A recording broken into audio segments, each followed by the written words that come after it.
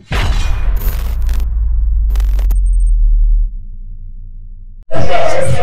everyone, welcome to the Coin Republic, and today we have with us yet another interesting guest. We have Alex, the mastermind behind Chiliz. Hi Alex, it's finally great to have you on our podcast, and I've been chasing you for almost 1 year. It's great to have you. I'm very happy to be here, happy that you insisted, and I'm happy to be with you guys and your community. Absolutely. How has Token2049 been for you despite the floods, despite all the shortcomings that we saw? We're finally here and we made it. How's it been for you? Well, we've been very lucky because only 1/3 of our team didn't make it. So no, I think it was very positive. I'm not gonna lie. Yesterday morning, so Thursday, first day, I was a bit concerned because it was a bit quiet. In the afternoon, it was very busy. And now it's still very busy, as you can see. Absolutely. So I think it was very successful.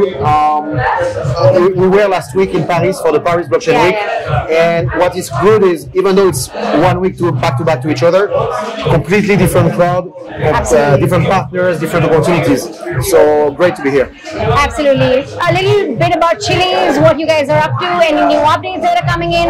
Of course, you guys have been at the forefront of the merger between Web3 and sports, and that has been great. When we talk about sports NFTs, when we talk about sporting events launching their own token, Chiliz has been at the forefront of it. Official partners with Barcelona FC, if I'm not wrong. Any new updates coming in from you guys?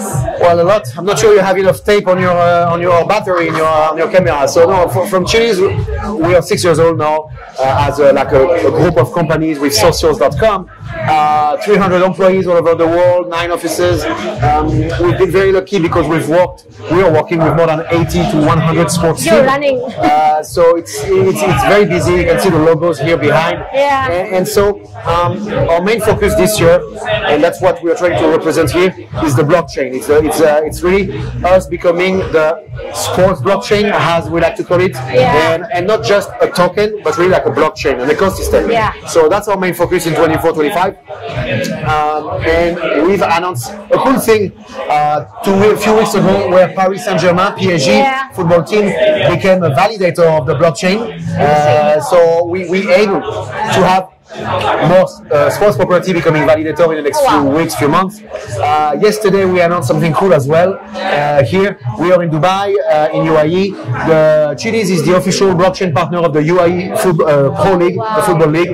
So we keep investing in the region, we keep investing in sports, and we keep trying to build this network effect in the sports space. So not just branding yourself as a sports blockchain, but in terms of tokenomics, the way Chiliz has performed has been great.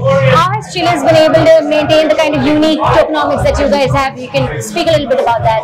We are, I cannot talk about the price action, obviously.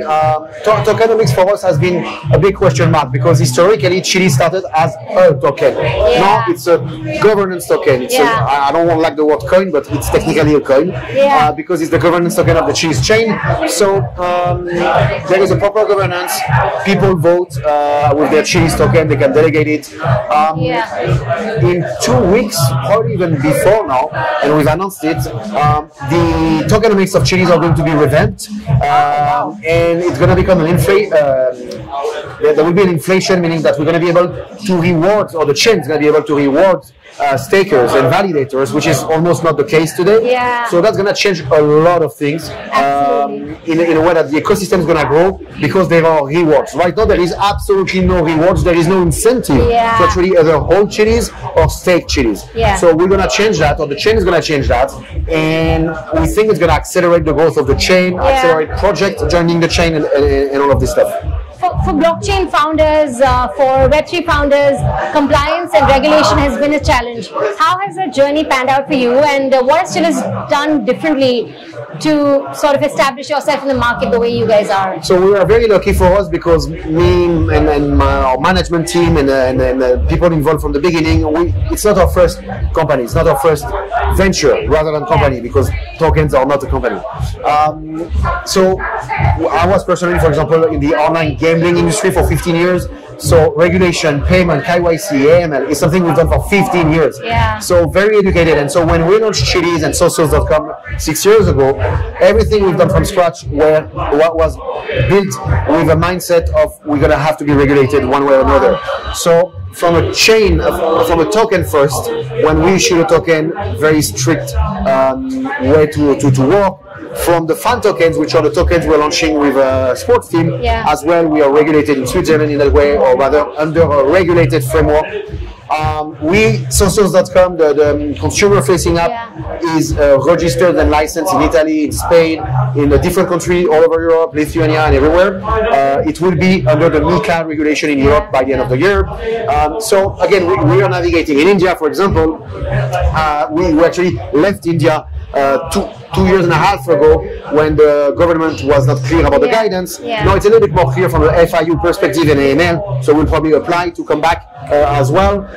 So there are different countries where we are trying to learn, and but always, because we work with the biggest brands in the world, we have to be more cleaner than most of crypto ventures. Absolutely. In terms of fan tokens, what clubs are doing the best? If you could talk a little bit about that. The winners actually are doing the best, because Paris Saint-Germain won against Barcelona this week. And so there was some interesting action or whatever. In terms of the utility though, even though it's my friend and our partners, PSG is not the most useful or utility token. There are way more that are more aggressive in that way. So hopefully we hope to balance that in over time. Sounds amazing. In terms of communities, where does Chiliz stand right now? What geographies are you guys most active in? How are your communities looking like? It's difficult to say, because there is Chiliz, there are fan tokens, Socios. It's a little bit all connected. Our biggest token holders, for example, in Chiliz is Korea. But on the other end, our biggest fan token holders are Turkey, Brazil, Italy. So we really have a mix of everything. Absolutely. How are the next couple of quarters looking like for Chiliz and yourself? Will be spicy, hopefully, because that's our motto. Always spicy. Definitely. Well, that's one of the reasons we actually call Chiliz originally, is because chili peppers are more or less everywhere a thing, and that's the reason. That's why we call this, and that's why we changed our logo recently into that. And that counts for a breaking news. We have to report why Chiliz is called Chiliz. Well, for the right reason. It's because it's spicy, and it's let's say a world common word. Yeah, lovely. That sounds amazing. Thank you so much, Alex, for agreeing to this, and it was great meeting you. Thanks so much.